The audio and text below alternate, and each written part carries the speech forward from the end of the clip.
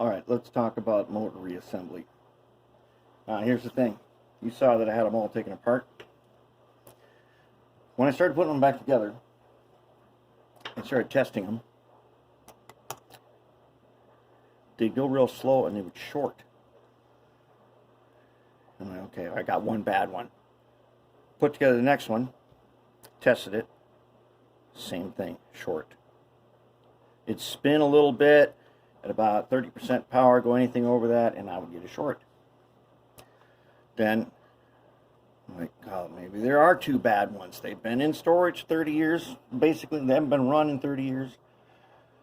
I tried another one. Same deal. Short again.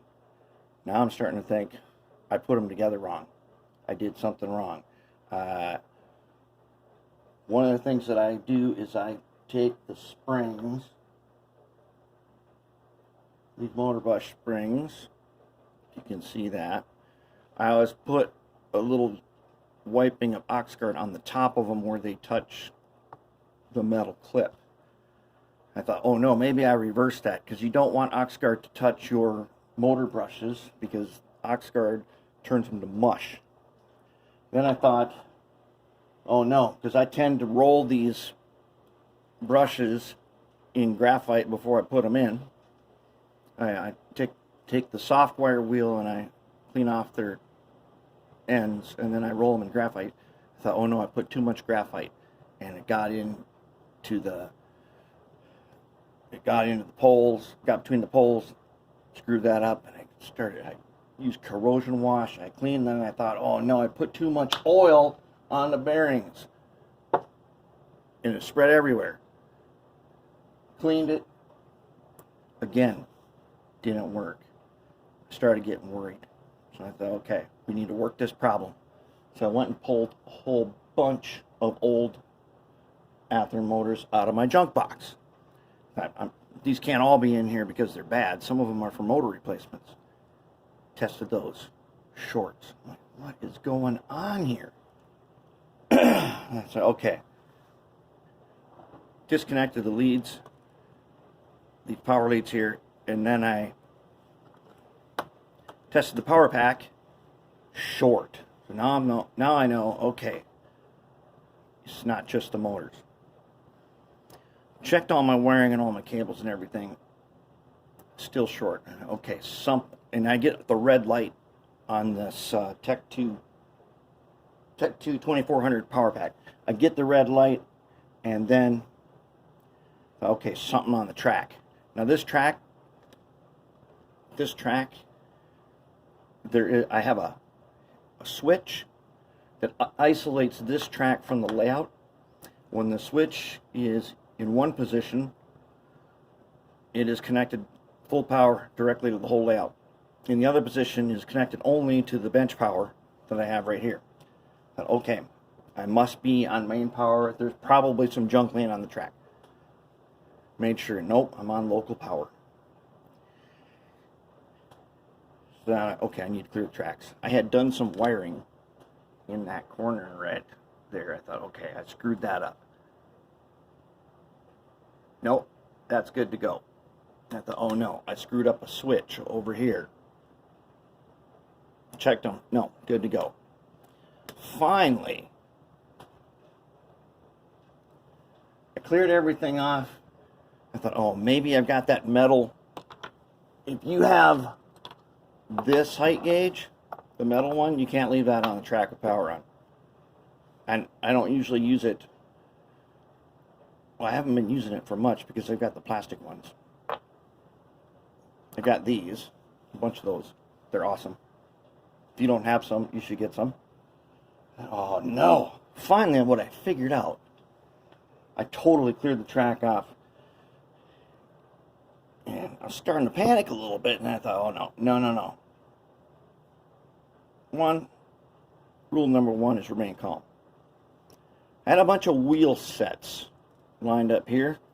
I had them lined up on the track because they had all been polished, coated, ready to go in. All they need to do is gauge. I took those off and everything works. Those wheels are not engaged. That means some of their some of the wheel sets are touching their ends inside the axle. They're out of gauge. Once I put them in gauge, that'll be fixed. Not a problem. So panic is over. Motors are together, and I'm going to show you. Okay.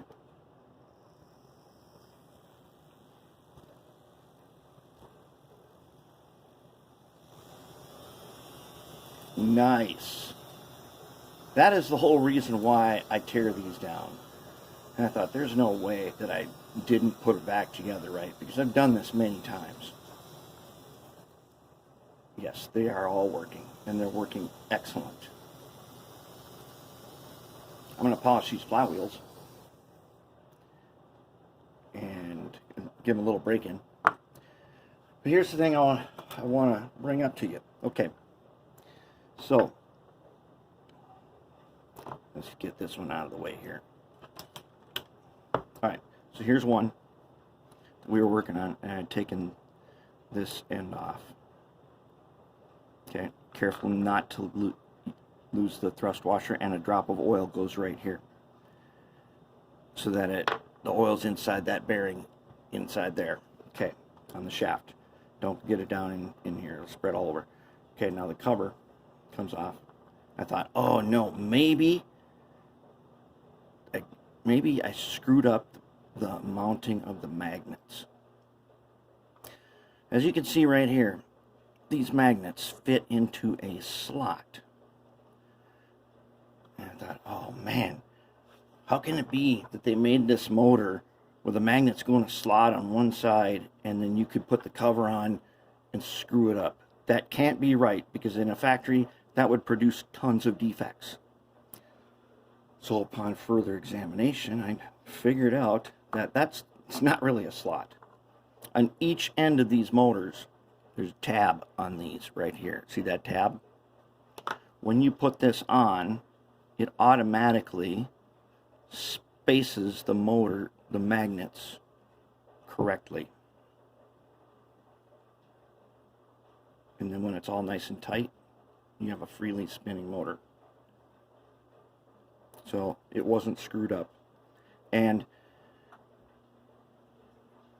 I've never had the problem where I've done one of these and people say, oh no, you're going to demagnetize, it's going to ruin it, it's not going to work. No, I've never had that problem.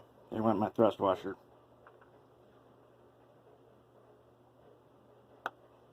He's here, there he is. Never had that problem. Okay, so we're good to go. These are working very nice. Now I'm going to probably do what I've done is I've taken a Q-tip that's got some oil on it, and I've been rubbing that where that steel, because some of them had some rust on them. You know, and I'm not getting it down inside. I'm not putting enough on to have it spread. And this is that marble oil. I want okay. It prevents, yeah, it doesn't say on this can, but on that big bottle that I have, it says on there, prevents rust. So just wiping it should prevent rust. Maybe the rust doesn't matter, but if I see corrosion or rust, I always try to deal with it. So that's where we are at. The motors have turned out most excellent. And we are ready to, I'm going to polish up these flywheels and stuff. We got to get ready to put the trucks back together. As you can see, here's one. It's ready for polishing. I put a little bit of Brasso on it already. And then I'm going to put it in the bench vise, and I'm going to start turning it, and then I'll be able to polish this. I was going to do it in the lathe. Unfortunately, my chuck is in the other way. I don't want to take the lathe apart and reverse the chuck so I can put these flywheels in it. I'll just polish them right here as they're. Putting them in the lathe, though, you can polish a flywheel really fast. And I like mine polished and shiny. Some people don't care. I like them shiny. I think they look good that way. All right, so crisis averted. and we are ready to move on.